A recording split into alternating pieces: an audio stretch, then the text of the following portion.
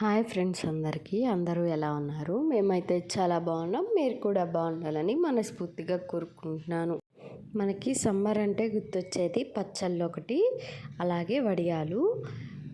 నేను ఇక్కడ టమాటా పచ్చడి, నిలవ పచ్చడి చేస్తున్నాను. చాలా సింపుల్గా అయిపోతుంది. ఎండతో పని లేకుండా ఈజీగా చేసుకోవచ్చు. ఇది ఒక 6 నెలల పాటు నిలువ ఉంటుంది. చాలా బాగుంటుంది టేస్ట్. పక్కా కొలతలతో చూపిస్తాను. 1/2 కేజీ టమాటాలకి అది ఎలాగో చూసేయండి. ముందుగా శుభ్రంగా టమాటాలన్నీ కడుక్కోవాలి. ఇలా కడుక్కున్న తర్వాత ఒక క్లాత్ పెట్టేసి శుభ్రంగా తుడుచుకొని ఒక గంట పాటు ఫ్యాన్ గాలికి ఆరనివ్వాలి. తడి అనేది ఎక్కడా లేకుండా ఉండాలి. ఇలా ఆరిన తర్వాత ఇలా ముక్కలుగా కట్ చేసుకోవాలి. మరీ చిన్న ముక్కలు కాకుండా ఈ సైజు ముక్కలు అయితే మనకి మగ్గినప్పుడు చాలా బాగుంటాయి టేస్ట్. ఈ విధంగా కట్ చేసుకొని ఈ సైజు ముక్కలుగా కట్ చేసుకొని పక్కన పెట్టుకోవాలి. ఇది 6 నెలల పాటు నిల్వ ఉంటుంది. అదే ఎండలో పెట్టి ముక్కలను ఎండబెట్టేసి చేసేదైతే మనకి 1 సంవత్సరం పాటు నిలువ ఉంటుంది. దీనిలోకి 1/2 కేజీ టమాటాలకి నేను ఇక్కడ చింతపండు తీసుకోవాలి. చింతపండు పిక్కలు అలాగే పక్కనున్న పీచు అంతా తీసేసి ఇలా నీట్గా క్లీన్ చేసుకోవాలి. ఇది ఒక 50 గ్రాములు. 1/2 కేజీ టమాటాలకి నేను చూపిస్తున్నాను పక్కా కొలతలతో. ఇది ఒక 50 గ్రాముల దాకా ఉంటుంది. శుభ్రంగా ఇత్తనాలు పీచు అంతా తీసేసుకొని ఇలా పక్కన పెట్టుకోవాలి. ముందుగా ఒక ప్యాన్ తీసుకొని దానిలోకి మనం కట్ చేసుకున్న ఈ టమాటా ముక్కలను వేసేసుకొని అందులోనే చింతపండు కూడా వేసేసుకోవాలి. ఆయిల్ లేకుండా ఫ్రై చేసుకోవాలన్నమాట. ఇవి మగ్గించుకోవాలి ఆయిల్ లేకుండా. ఆయిల్ వేసుకుంటే అంత బాగోదు టేస్ట్. ముందుగా ఆయిల్ లేకుండా ఇలా వాటర్తోనే ఉడికించాలి టమాటాని, చింతపండుని. దీని మీద మూత పెట్టి మీడియం ఫ్లేమ్లో ఉంచి ఒక 10 నిమిషాల పాటు ఉడికించుకోవాలి. ఇది ఉడికేలోపు మనం ఆవపిండి, మెంతిపిండి తయారు చేసుకుందాం. దీనిలోకి ఒక 1/2 టేబుల్ స్పూన్ దాకా మెంతులు, అలాగే 1 టేబుల్ స్పూన్ దాకా ఆవాలను తీసుకొని సిమ్లో ఉంచేసి బాగా రోస్ట్ చేసుకోవాలి. ఇవి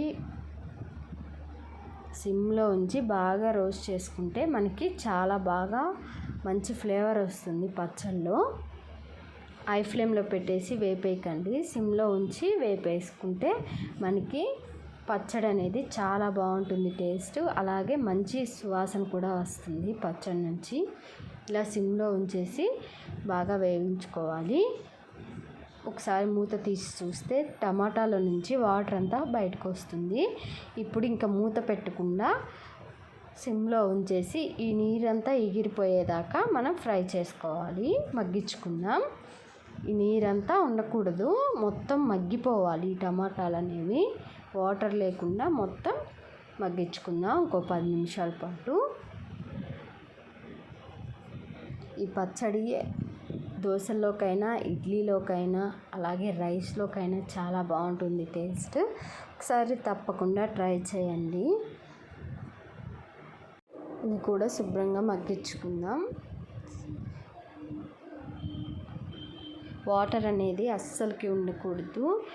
వాటర్ ఉంటే మనకి టమాటా పచ్చడి అనేది నిల్వ ఉండదు. ఇలా వాటర్ లేకుండా శుభ్రంగా మగ్గిపోయిన తర్వాత దీన్ని చల్లార్చుకొని మిక్సీకి వేసుకుందాం.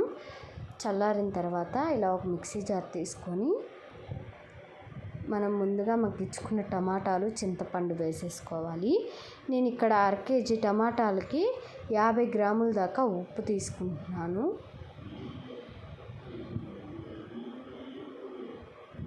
అలాగే ఒక 50 గ్రాముల దాకా కారం తీసుకుంటున్నాను.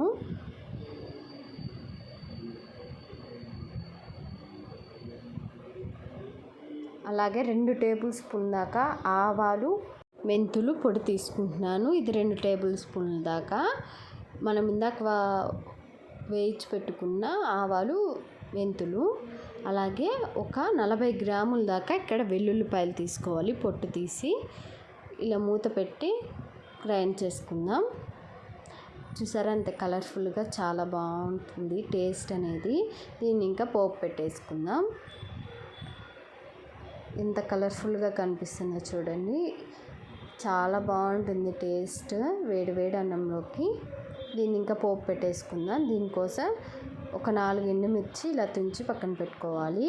అలాగే ఒక గుప్పెడు కరివేపాకు ఫ్లేవర్ చాలా బాగుంటుంది పచ్చళ్ళలో. అలాగే మీకు ఇష్టం ఉంటే పచ్చిశనగపప్పు వేసుకోండి. నేను ఇక్కడ తక్కువే చేస్తున్నాను కాబట్టి పచ్చిశనగపప్పు వేసుకుంటున్నాను. పచ్చిశనగపప్పు వేయించుకుంటే చాలా బాగుంటుంది టేస్ట్ పచ్చళ్ళలో. మీకు ఇష్టం ఉంటే వేసుకోండి, లేదంటే పచ్చిశనగపప్పు స్కిప్ చేసేసుకోండి. దీనిలోకి 200 ml ఆయిల్ తీసుకోవాలి.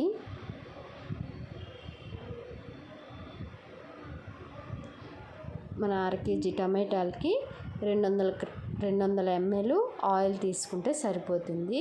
ముందుగా మనం దీనిలోకి ఆయిల్ హీట్ ఎక్కిన తర్వాత ఎండుమిరపకాయలు అలాగే పోపు దినుసులు వేసుకొని ఫ్రై చేసుకోవాలి. నేను కొంచెం పసుపు వేసాను, అది కూడా వేసుకొని ఫ్రై చేసుకున్న తర్వాత కరివేపాకు వేసుకొని ఫ్రై చేసుకొని ముందుగా మనం మిక్సీ పట్టుకున్న ఈ టమాటా పచ్చడి కూడా వేసుకోవాలి.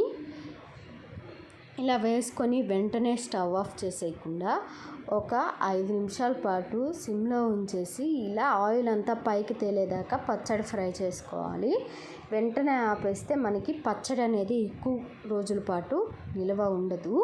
అందుకని చెప్పేసి ఇలాగా పచ్చడి వేసగానే ఒక 5 నిమిషాలు సిమ్లో ఉంచేసి పచ్చడిలో నుంచి ఆయిల్ సపరేట్ అయ్యిందాక మనం ఫ్రై చేసుకోవాలి.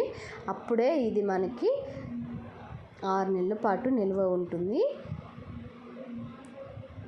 టేస్ట్ కూడా చాలా బాగుంటుంది. మనకి కారంలో ఉన్న పచ్చివాసన అంతా పోతుంది. చాలా బాగుంటుంది టేస్ట్ అనేది. ఇలా మొత్తం ఒకసారి కలిపేసుకొని సిమ్లో ఉంచి ఆయిల్ సపరేట్ అయ్యేదాకా కలుపుకుంటూ ఉండాలి.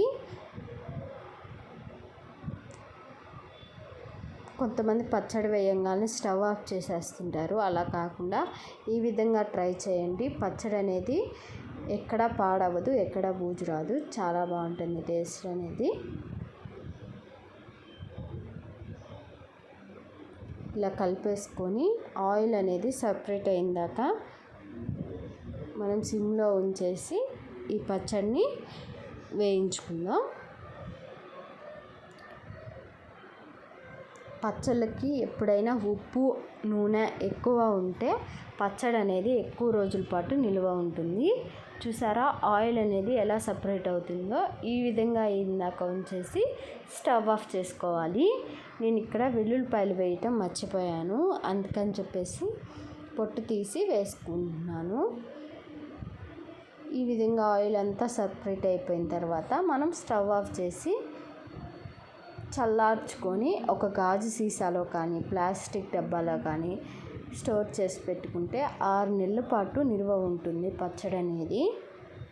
అలాగే టేస్ట్ కూడా చాలా బాగుంటుంది.